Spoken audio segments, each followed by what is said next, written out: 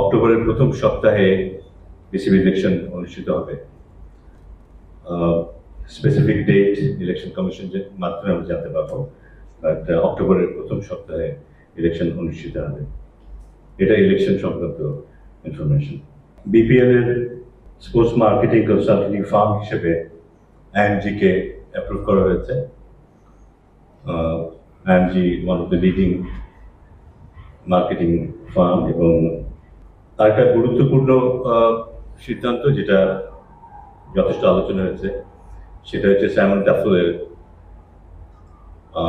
বাংলাদেশের umpiring, match referee, match অফিশিয়ালস সংক্রান্ত যে বিভাগটা আছে সেখানে খুব গুরুত্বপূর্ণ একটা ভূমিকায় আমরা তাকে দেখতে পাবো। 2 বছরের জন্য তাকে চুক্তিতে আনা হয়েছে। সেপ্টেম্বরে দুটো গুরুত্বপূর্ণ প্রোগ্রাম হবে বাংলাদেশে। একটা হচ্ছে একটা ব্যাটিং আন্তর্জাতিক মানের, বিশ্বমানের 3 দিনের একটা ব্যাটিং প্রোগ্রাম হবে, যেখানে 2জন পৃথিবীর বিশেষজ্ঞ কোচ আসবেন এবং যারা আমাদের দেশের বিভিন্ন লেভেলে, এলিট লেভেল থেকে জুনিয়র ইন্টারন্যাশনাল যারা কাজ করে খেলোয়াড়দেরকে নিয়ে, তাদের নিয়ে ব্যাটিংয়ের উপরে একটা স্কিল প্রোগ্রাম কোচদের জন্য আয়োজন করবেন।